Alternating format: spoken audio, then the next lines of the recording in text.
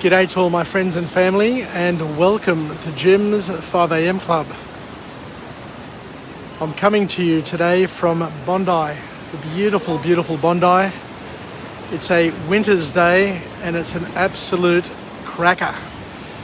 You've got people out there surfing, the sun's beating down, there's hardly any wind, and there are people swimming in the pool.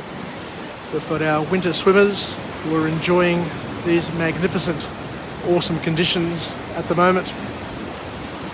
I look forward to getting back into the pool, but I just need to get over this little cough, this little irritating cough that I've got at the moment, which has been troubling me just for the past couple of weeks. But once I'm over it, I'll be back in the pool and making the most of this Bondi icebergs. The topic that I want to talk about today is a tricky one. It's a real difficult topic, and it's from a book summary entitled The Emperor of All Maladies, and the author is Siddhartha Mukherjee. And it's a pretty serious book, but it talks about one of those topics that none of us want to talk about and to focus on too often, but it's all got to do with cancer. So the author once again reminds us the thing that we all know, and that virtually everyone is touched by cancer, and sadly enough, about 40% of all the people we know will be diagnosed by cancer at some point in our lives or in their lives, which is a real shame and it's a real worry. Now, you can't help but worry when you hear these sorts of statistics being presented, especially in a time when we thought that we'd be living longer, we thought that we'd be living healthier and better lives. But the reality is that along that path, along that way, some of us are going to have an awakening that will need us to be at our very strongest and our very best to be able to manage through that. But I guess the good news from the author is the recognition and the acknowledgement that our understanding of cancer and the medical breakthroughs have exploded in the last few centuries. And it was as far back as 160 AD that a Greco-Roman by the name of Galen first launched a theory about cancer. But what is cancer? Now, as I say, it's probably good to start to understand what cancer is in the first place. And according to the author, cancer can be defined as regular human cells that just keep on multiplying and don't die. So if left unattended, these cells just keep on multiplying and growing without dying. So what the author talks about here and reminds us of is that normal cells grow via normal growth signals. So our body gives some normal growth signals to our body. So the normal cells grow via normal growth signals and stop through growth inhibitors. And in normal circumstances, these things just happen automatically. So our cells grow when they're told to grow, and they stop growing when they're told to stop growing. But what happens with cancer is that they just keep on growing and just don't stop growing. And cancer is really, really hard to treat because it doesn't normally respond to growth inhibitors, because the cells have become immortal. They just keep on growing and just keep on wanting to grow. So what more can we learn about cancer that may help us and help our families and other people in the future? Geez, that water looks inviting. Your risk of cancer depends on infections, chemicals, hormones, hereditary, and radiation factors. Because, as we said, cancer can be created, self-created, and it also can come from external sources that kick it off. So, interestingly enough, there are lots of ways in which cancer can introduce itself into our bodies, into our systems, and probably it's interesting and important for us to understand that. So, how do substances cause cancer? The author talks about substances such as mutagens, which can alter the genes that we have in our bodies, and that causes problems in cell growth, cell repair, and cell or self-destruction, making a normal cell transform itself into a cancer cell. So there are lots of different things happening, and there's lots of different ways in which we can receive or accept cancer into our bodies.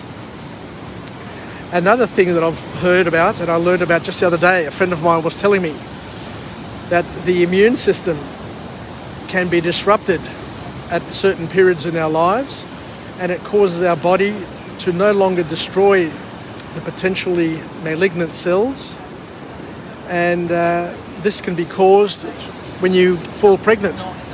You know, during pregnancy, I learnt that during pregnancy, a woman's immune system is suppressed in order for the baby to receive all the immune and strength.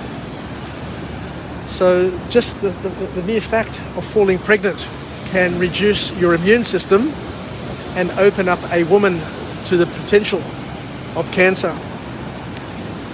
So there are also certain toxins that the author reminds us of that can disrupt our immune system and lead us to becoming victims of cancer.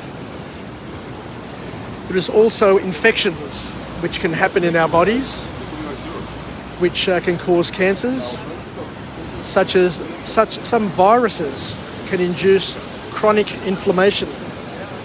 And what the author is saying is that these chronic inflammations can influence and affect our bodies in ways that can lead us to cancerous sort of episodes.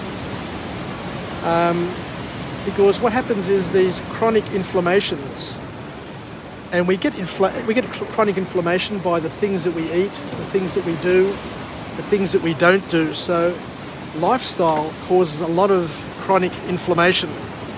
So you may want to have a look at what you do in your life and what causes chronic inflammation. Because as we said, that the chronic inflammation, things like hepatitis B, causes an infected tissue and it damages cells, and it can activate cancer-related genes in our bodies. So there's so many things that can happen. There are so many things that can go wrong, but there is also so many things that we can do to help ourselves be less prone to these damaging effects.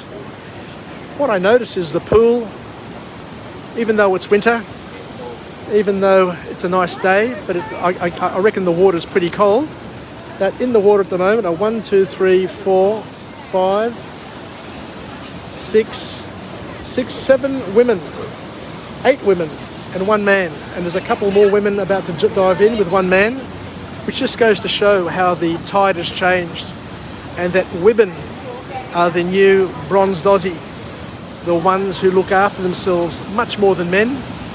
And that's probably one of the reasons why women tend to live a lot longer than us men, because they do the things that they need to do to stay healthier for longer. Anyway, the last point that the author makes in this book is how we go about treating cancers. And the author says that we currently treat cancers with surgery, chemotherapy, and radiation therapy, and sometimes a combination of all three. So let's go through each one of those just to understand how it works and how it may help us at some point in our future. Because what the author is saying is that chemotherapy works by changing the portions of DNA that are in charge of multiplication. So in our bodies we have controls, or certain parts of our cells, our DNA, which control how we multiply our cells. And the chemotherapy attacks all cells, even the normal cells. But I guess the good news, and the news that we need to hold on to, is that even though chemotherapy attacks both the good and the bad cells die, the cancerous cells die, but the good cells are able to regenerate. So that's why people can go into remission and can live longer and better lives, because the chemotherapy has impacted all cells but caused the bad cells to die, the cancerous cells to die, but your body is able to regenerate, hopefully through your lifestyle and through your mental capacity, and be able to rejuvenate and regenerate itself. So the other thing is that that chemo can also impact the metabolism of the cells and trick the cells into stop growing by bringing on board things called imposter cells. The other things, of course, that we have that we can use are radiation, because what radiation does is you can target the radiation to the tumour or to where that cancer is, if it's a tumour, and that radiation can damage the DNA of that particular tumour and kill that particular tumour, and hopefully cause it to stop growing and to enable people to go into remission. Anyway, I guess that's probably it in terms of what we've learnt about cancer. And of course there is the surgery that can happen, but surgery can't happen to all types of cancer. But if it's a tumour, it can be attacked by radiation and possibly chemo, and then surgically removed, say for example a brain tumour or things like that. But the good news from this author is that there are major breakthroughs taking place throughout the world that will help us, each and every one of us, our children, and everybody we know, manage cancer much better. The survival rates of cancer are much higher these days than what they've ever been before. So once again, that's another massive positive that we all need to respect, admire, and look forward to getting better and better with time and with technology and with artificial intelligence and all of the great things that we have in our lives and our world at the moment. So thank you for joining me on this difficult 5 a.m. club. Both my father and my mother died of cancer-related ailments or illnesses. My mother, at the age of 63,